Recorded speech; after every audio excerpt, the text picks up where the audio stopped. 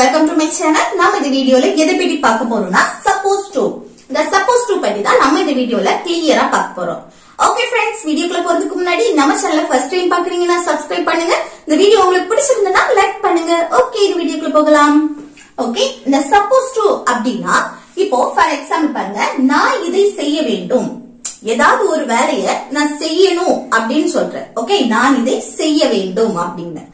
இதுல I am supposed to do this வருமா இல்ல I should do this வருமா? இங்க வந்து supposed to இல்ல should, இந்த ரெண்டுல எது யூஸ் பண்ணணும்? இந்த ரெண்டுக்குமே சேம் தமிழ் மீனிங் இதுதான். ஓகே, இந்த ரெண்டுக்குமே தமிழ் மீனிங் என்ன? நான் இதை செய்ய வேண்டும். ஆனா இந்த ரெண்டுக்குமே இதை யூஸ் பண்ணலாமானா இந்த ரெண்டுமே கொஞ்சம் டிஃபரன்ஸ் இருக்கு. என்னன்னா இப்போ I am supposed to do this, இந்த supposed to எங்க யூஸ் பண்ணணும்னா ஒரு எதிர்பார்ப்பின் அடிப்படையில நம்ம செய்யறது. செய்யணும்னு கட்டாயம் கிடையாது, ஆனா மற்றவங்க அதை நினைக்கிறாங்க. மற்றவங்களோட எதிர்பார்ப்பு நான் இதை செய்யணும் அப்படின்னு மற்றவங்க நினைக்கிறாங்க. ஓகே, மற்றவங்களோட எதிர்பார்ப்பின் படி நம்ம செய்யறது. நான் செய்யணும்னு எனக்கு கட்டாயம் கிடையாது. ஓகே, நான் இதை செய்ய வேண்டும், நான் இதை செய்யணும்னு எனக்கு எந்த அவசியமும் கிடையாது.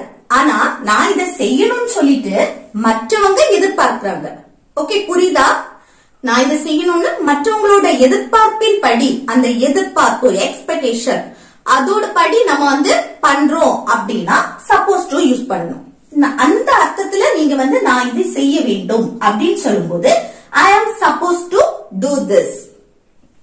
இதே இது நானே நினைக்கிறேன் நான் இதை செய்யணும் அப்படின்னு.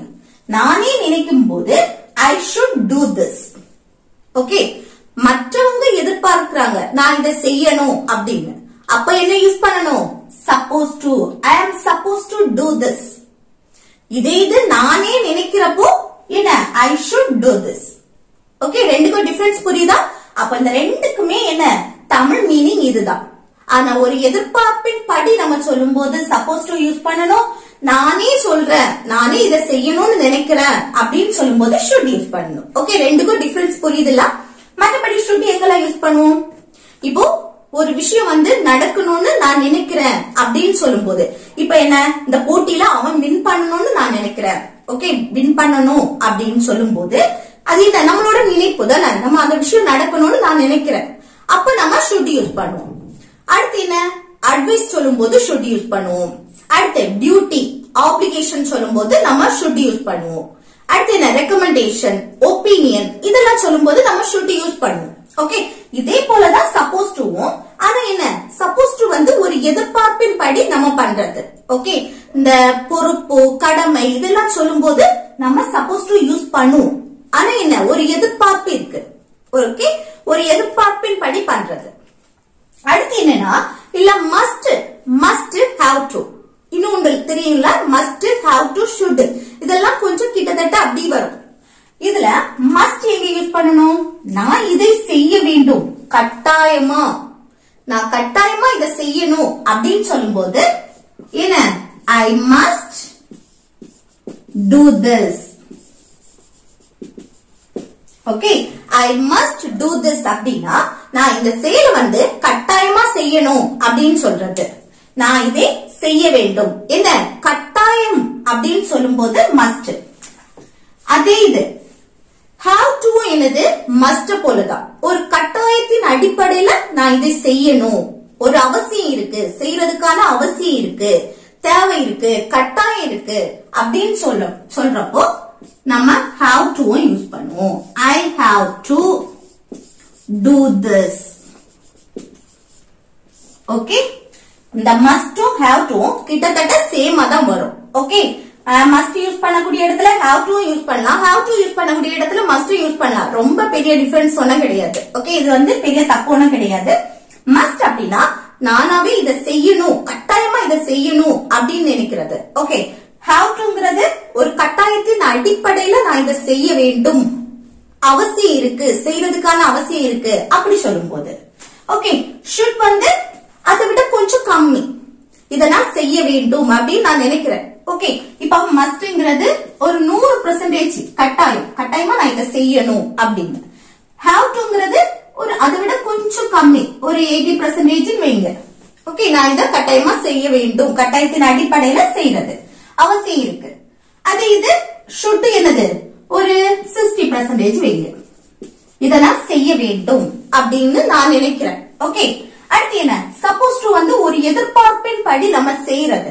ஓகே, ஆனா நான் செய்யணும்னு கட்டாயம் கிடையாது, ஒரு எதிர்பார்ப்பின் படி நம்ம செய்யறது ஒரு 50% வைங்க. ஓகே, இது புரியுதுல? அப்போ எங்க சப்போஸ் டு யூஸ் பண்ணணும், should, must, have to difference புரியுதுல? ஓகே, இனி வந்து என்னன்னா இந்த சப்போஸ் டு ஓட ஸ்ட்ரக்சர் எப்படின்னு பார்க்கலாம். ஓகே, ஃபர்ஸ்ட் ஸ்ட்ரக்சர் வந்து எப்படி இருக்கணும்னா சப்ஜெக்ட் ஃபர்ஸ்ட் என்ன இருக்கணும், சப்ஜெக்ட் இருக்கணும். அடுத்து என்னன்னா பி வெர்ப், சப்ஜெக்ட்டுக்கு அடுத்து பி வெர்ப் இருக்கணும். பாருங்க சப்ஜெக்ட் என்னலாம் I, you, we, they, he, she, it, name தானே. அதுல வந்து ஐங்கிறது சப்ஜெக்ட். அடுத்து பி வெர்ப் இருக்கணும். பி வெர்ப் என்னலாம் am, is, are, was, were. will be கூட உண்டு. அந்த will be வந்து ஃபியூச்சரை மெயின் பண்ணி பேசுறதுக்கு யூஸ் பண்ணுவோம். ஆனா இங்க ஃபியூச்சரை மெயின் பண்ணி பேசுறதுக்கும் இந்த present verb am, is, are இருக்குல்ல, இதுல ஒண்ணுதான் யூஸ் பண்ணுவோம். அது சப்ஜெக்ட பொறுத்து மாறுபடும். ஓகே, அப்போ ஃபியூச்சரை மெயின் பண்ணாலும் நம்ம present form தான் யூஸ் பண்ணுவோம். am, is, are வந்து present, was, were வந்து past. அப்போ be verb. அதுக்கு அடுத்து suppose to, அதுக்கு அடுத்து verb வந்து V1 ஃபார்ம்ல தான் இருக்கும். Okay, base form present form சொல்லுவோம்ல, இதுதான். ஓகே, ஒரு செயலை செய்ய வேண்டும், அப்ப செய்யக்கூடிய செயல் தான் நடக்கு. அப்ப செய்யறதுக்கு இங்கிலீஷ்ல do, இதுதான் என்னது verb V1 ஃபார்ம்ல இருக்கணும். ஓகே, இது am, இது வந்து be verb, இது வந்து சப்ஜெக்ட். ஓகே, இது நம்ம should யூஸ் பண்றோம். should யூஸ் பண்ணும்போது ஸ்ட்ரக்சர் எப்படி இருக்கணும், இத வந்து எப்படி எழுதணும், ஃபர்ஸ்ட் சப்ஜெக்ட் ஐ, அடுத்து வந்து பி வெர்ப் எதுவுமே வராது. இந்த should, அடுத்து must, have to இதெல்லாம் யூஸ் பண்ணும்போது நம்ம பி வெர்ப் யூஸ் பண்ண மாட்டோம் இடையில. சப்ஜெக்ட்டுக்கு அடுத்து ஸ்ட்ரைட்டாவே should, I should, I must, I have to இப்படிதான் யூஸ் பண்ணுவோம். ஓகே, அடுத்து என்ன வெர்ப் இருக்கணும். அந்த வெர்ப் இதே போல V1 ஃபார்ம்ல தான் இருக்கணும். I should do. ஓகே, அடுத்து this, அடுத்து ரிமைனிங் இருக்க verbs. இங்க வந்து suppose to க்கு மட்டும் நம்ம என்ன be verb இடையில ஆட் பண்ணுவோம். ஓகே, நல்லா ஞாபகம் வச்சுக்கோங்க. I am supposed to do this அப்படினா நான் இதை செய்ய வேண்டும். அதே இது I should do this, அதுவும் நான் இதை செய்ய வேண்டும். ஓகே, ரெண்டுக்கு தமிழ் மீனிங். அப்போ should, would, should இந்த மாடல் verbs இருக்குல்ல, இந்த மாடல் verbs என்னலாம் should, would, must, would இதெல்லாமே என்னது மாடல் verb. அப்போ அந்த மாடல் verbs வந்தாலே இந்த சப்ஜெக்ட்டுக்கு அடுத்து நம்ம அந்த மாடல் verb தான் எழுதுவோம், அதுக்கு அடுத்து சப்ஜெக்ட் எழுதுவோம். ஓகே, இந்த suppose to நல்லா ஞாபகம் வச்சுக்கோங்க. suppose to க்கு இடையில am யூஸ் பண்ணணும். Okay, I வந்துனா am, subject he, she, அடுத்து it, name வந்தாச்சுன்னா என்னது பிரசன்ட்க்கு is, பாஸ்ட்க்கு was யூஸ் பண்ணுவோம். Okay, subject he, she, it, name வந்தாச்சுன்னா பிரசன்ட்க்கு is, பாஸ்ட்க்கு was. சிங்குலர் நவுன் வந்தாலே நல்லா ஞாபகம் வச்சுக்கோங்க, சிங்குலர் நவுன் வந்தாலே நம்ம என்னது is, was தான் யூஸ் பண்ணுவோம். பிரசன்ட்னா is, பாஸ்ட்னா was. ஓகே, அதே இது சப்ஜெக்ட் you, we, they வரும்போது என்னது பிரசன்ட்னா are, பாஸ்ட்னா were. ஓகே, அடுத்து I வந்தாச்சுன்னா பிரசன்ட்க்கு am யூஸ் பண்ணுவோம், அடுத்து பாஸ்ட்க்கு was யூஸ் பண்ணுவோம். ஓகே, I வந்தா am, பிரசன்ட்க்கு am, பாஸ்ட்க்கு was. ஓகே, நல்லா ஞாபகம் வச்சுக்கோங்க. ஓகே, நீ எக்ஸாம்பிள் பாருங்க. நான் நாளைக்கு போக வேண்டும். ஓகே, நான் நாளைக்கு போகணும்னு மற்றவங்க எதிர்பார்க்கறாங்க. ஓகே, நான் நாளைக்கு போக வேண்டும் என்று அவங்க எதிர்பார்க்கறாங்க. அந்த எதிர்பார்ப்பின் அடிப்படையில ஒரு விஷயம் நடக்குன்னா அப்ப என்ன நம்ம சப்போஸ் டு யூஸ் பண்ணுவோம். இது பாருங்க நாளைக்கு, இனிமேல் தான், நாளைக்கு நடக்கக்கூடியது. அப்ப ஃபியூச்சரை மெயின் பண்ணும்போது நம்ம என்ன யூஸ் பண்ணுவோம், பிரசன்ட் ஃபார்ம் தான் யூஸ் பண்ணுவோம். பி வெர்ப் என்ன பிரசன்ட், am, is, are. இந்த மூணுல ஒன்னதான் யூஸ் பண்ணுவோம் ஃபியூச்சரா மெயின் பண்ணாலும். அதுல ஃபர்ஸ்ட் என்ன சப்ஜெக்ட பார்க்கணும். சப்ஜெக்ட் என்ன வந்திருக்கு நான் வந்திருக்கு. நான்னா ஐ. சப்ஜெக்ட் ஐ வந்திருக்கனால அடுத்து பி verb என்ன வரணும் am தான் யூஸ் பண்ணுவோம். Okay I am. அடுத்து என்ன வரணும் supposed to.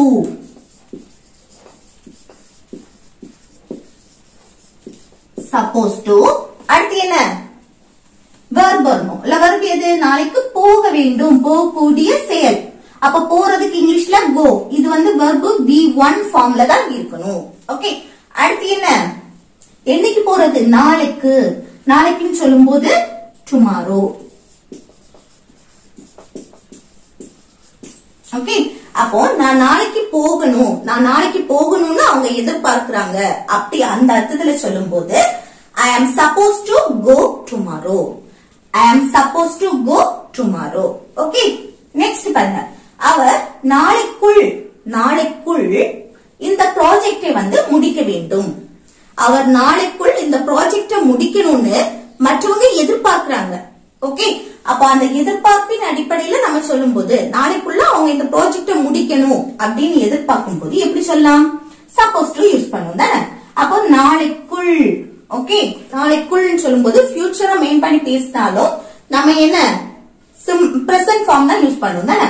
அப்ப பாருங்க ஃபர்ஸ்ட் சப்ஜெக்ட் அவர்னா he வந்தாச்சுன்னா is யூஸ் பண்ணுவோம். Okay he is. அடுத்து என்ன வரணும் be verb-க்கு அடுத்து supposed to. நல்லா ஞாபகம் வச்சுக்கோங்க. இங்க வந்து சப்ஜெக்ட் அடுத்து பிளஸ் be verb அடுத்து பிளஸ் supposed to அடுத்து பிளஸ் verb அதுக்கப்புறம் ரிமைனிங் இருக்குது. ஓகே இந்த ஸ்ட்ரக்சர் படி தான் வரும். அப்போ he is supposed to. அடுத்து என்ன இல்ல வந்து சப்ஜெக்ட் என்ன சாரி verb என்ன அவர் நாளைக்குள் இந்த ப்ராஜெக்டை முடிக்க வேண்டும். அப்ப இந்த ப்ராஜெக்டை முடிக்கக்கூடிய செயல். முடிக்கிறதுக்கு இங்கிலீஷ்ல finish. ஓகே இது வந்து verb V1 ஃபார்ம்ல தான் இருக்கணும். எதை முடிக்கணும் இந்த ப்ராஜெக்ட். அப்போ this project. Okay this project என்னைக்குள்ள நாளைக்குள் அப்படின்னு சொல்லும்போது by tomorrow. Okay by tomorrow நாளைக்குள் சொல்லுங்க. அப்போ அவர் நாளைக்குள் இந்த ப்ராஜெக்டை முடிக்க வேண்டும் என்று எதிர்பார்க்கப்படுகிறது. மற்றவங்க எதிர்பார்க்கிறாங்க அப்படி சொல்லும்போது he is supposed to finish this project by tomorrow. He is supposed to finish this project by tomorrow. Okay அடுத்து நெக்ஸ்ட் பாருங்க. நான் என்ன செய்ய வேண்டும். நம்ம சொல்லுவோம்ல நான் என்ன செய்ய வேண்டும் என்று எதிர்பார்க்கிறீங்க. ஓகே மற்றவங்க எதிர்பார்க்கிறது. நான் என்ன செய்யணும்னு எதிர்பார்க்கிறீங்க. ஓகே அந்த அர்த்தத்துல நம்ம கேட்கும் போது நான் என்ன செய்ய வேண்டும் அப்படின்னு சொல்லி கேட்கும் போது எப்படி சொல்லலாம் அந்த எதிர்பார்ப்பின் படி கேட்கும் போது என்ன சப்போஸ் டு யூஸ் பண்ணுவோம். இல்ல பாருங்க என்ன WH கொஸ்டின் வந்திருக்கு. ஓகே அப்போ WH கொஸ்டின் வந்தா அதுதான் ஃபர்ஸ்ட் எழுதணும் வாட். அடுத்து என்னன்னா கொஸ்டின் கேட்கும் போது இங்க வந்து நம்ம ஃபர்ஸ்ட் சாதாரணமா பேசும்போது சப்ஜெக்ட் அடுத்து be verb யூஸ் பண்ணுங்க. ஆனா கொஸ்டின் கேட்கும் போது be verb ஃபர்ஸ்ட் எழுதணும். அதுக்கு அடுத்துதான் சப்ஜெக்ட் வரும். ஓகே அடுத்து என்ன சப்போஸ் டு அடுத்து verb அப்படி அது ஆட்டோமேட்டிக்கா வரும். ஆனா மற்றபடி என்ன இந்த be verb ஃபர்ஸ்ட் வரும் சப்ஜெக்ட் செகண்ட் வரும். ஆனா WH கொஸ்டின் வந்தா அது ஃபர்ஸ்ட் வரும். WH கொஸ்டின் ஃபர்ஸ்ட் வரும். அடுத்து என்ன வரணும் be verb வரணும். இந்த be verb. ஓகே இல்ல be verb என்ன வரணும் பாருங்க நான் என்ன செய்ய வேண்டும். அப்ப சப்ஜெக்ட பொறுத்து சப்ஜெக்ட் என்ன வந்திருக்கு I வந்திருக்கு. சப்ஜெக்ட் I வந்திருக்கனால இங்க என்ன வரணும் am தான் யூஸ் பண்ணணும். ஓகே பிரசன்ட்ல நம்ம கேக்குறனால what am I. அடுத்து என்ன வரணும் supposed to. supposed to அடுத்து என்னது verb வரணும். இல்ல verb எது என்ன செய்ய வேண்டும். செய்யறதுக்கு இங்கிலீஷ்ல do. ஓகே verb V1 ஃபார்ம்ல இருக்கும். நான் என்ன செய்ய வேண்டும் நான் என்ன செய்யணும் நீங்க எதிர்பார்க்கறீங்க அந்த அர்த்தத்துல நம்ம கேட்கும் போது what am I supposed to do. Okay next பாருங்க அவர்கள் பாட வேண்டும். அவர்கள் பாடணும்னு என்ன மற்றவங்க எதிர்பார்க்கிறாங்க. ஓகே ஒரு எதிர்பார்ப்பின் படி சொல்லும்போது அவர்கள் பாட வேண்டும்னு எதிர்பார்க்கிறோம். அப்போ எதிர்பார்ப்பின் படி சொல்லும்போது சப்போஸ் டு யூஸ் பண்ணுவோம். பாருங்க, அவர்கள் ஃபர்ஸ்ட் சப்ஜெக்ட் தே, அவர்கள்னா தே. அடுத்து என்ன வரணும்? தே வந்தாச்சுன்னா ஆர் யூஸ் பண்ணணும். பி வர்க் என்ன வரணும்? ஆர். அதுக்கு அடுத்து சப்போஸ் டு, அதுக்கு அடுத்து என்ன வரும்? Suppose to. அடுத்து வெர்ப், இல்ல வெர்ப் எது? பாட வேண்டும். பாடுறதுக்கு இங்கிலீஷ்ல சிங். ஓகே, அப்போ அவர்கள் பாட வேண்டும் அப்படின்னா they are supposed to sing. they are supposed to sing. அவர்கள் அங்கே உடனே போக வேண்டும். அவர்கள் அங்கே உடனே போகணும்னு அவங்க எதிர்பார்க்கிறாங்க அப்படின்னு சொல்றது. ஓகே, அவர்கள் அங்கே உடனே போக வேண்டும், ஒரு எதிர்பார்ப்பின் படி சொல்றது. அப்போ அவர்கள், அவர்கள்னா சப்ஜெக்ட் தே. அடுத்து ஆர், அதுக்கு அடுத்து சப்போஸ் டு. அடுத்து என்ன வரணும்? வெர்ப், இல்ல வெர்ப் எது? அங்கே உடனே போக வேண்டும். போறதுக்கு இங்கிலீஷ்ல கோ. அடுத்து அங்கே, எங்க போகணும்? அங்கே, அங்கேனா த. அடுத்து எப்போ? உடனே, உடனேனா immediately.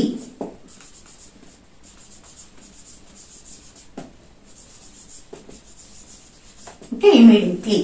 They are supposed to go there immediately. அப்படின்னா அவர்கள் அங்கே உடனே போக வேண்டும்.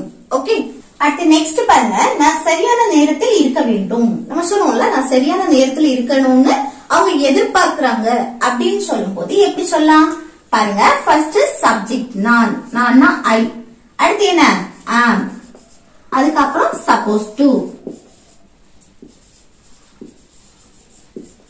Suppose to. அடுத்து என்ன வரணும்? பாருங்க, நான் சரியான நேரத்தில் இருக்க வேண்டும். இங்க வந்து எந்த மெயின் வெர்புமே வரல. ஓகே, நான் சரியான நேரத்துல இருக்கணும் அப்படின்னு ஒரு இடத்தை மென்ஷன் பண்ணி நம்ம சொல்றோம் அப்படின்னா அங்க இருக்க வேண்டும். அதுல வந்து மெயின் வெர்ப் வராத பட்சத்துல நம்ம பி வெர்ப் யூஸ் பண்ணுவோம். ஆனா அதுக்கு பதில் நம்ம என்ன? பி வெர்புக்கு பீன்னு எழுதுவோம். ஓகே, பி வெர்புக்கு பீன்னு எழுதுவோம். அந்த வெர்ப் வர இடத்துல பீன்னு எழுதணும். அடுத்து என்ன வரணும்? சரியான நேரத்தில், ஆன் டைம். சரியான நேரத்தில்னா ஆன் டைம். ஓகே, அப்போ நான் சரியான நேரத்தில் இருக்க வேண்டும் அப்படின்னு சொல்லும் போது I am supposed to be on time. I am supposed to be on time. Okay, next பாருங்க, நீ மீட்டிங் அட்டெண்ட் பண்ண வேண்டும். நீ மீட்டிங் அட்டெண்ட் பண்ணணும்னு நாங்க எதிர்பார்க்கிறோம் அப்படின்னு சொல்றது. அப்ப பாருங்க, ஃபர்ஸ்ட் என்ன வரணும்? சப்ஜெக்ட். சப்ஜெக்ட் என்ன? நீ, நீனா யூ. யூ வந்தாச்சுன்னா பி வெர்ப் ஆர் வரும். அடுத்து என்ன வரணும்? Suppose to. அடுத்து என்ன வரணும்? வெர்ப், இல்ல வெர்ப் எது? நீ மீட்டிங் அட்டெண்ட் பண்ணணும். அப்ப அட்டெண்ட் பண்ணணும், அட்டெண்ட். ஓகே, அடுத்து என்னது? மீட்டிங். அப்போ த மீட்டிங்.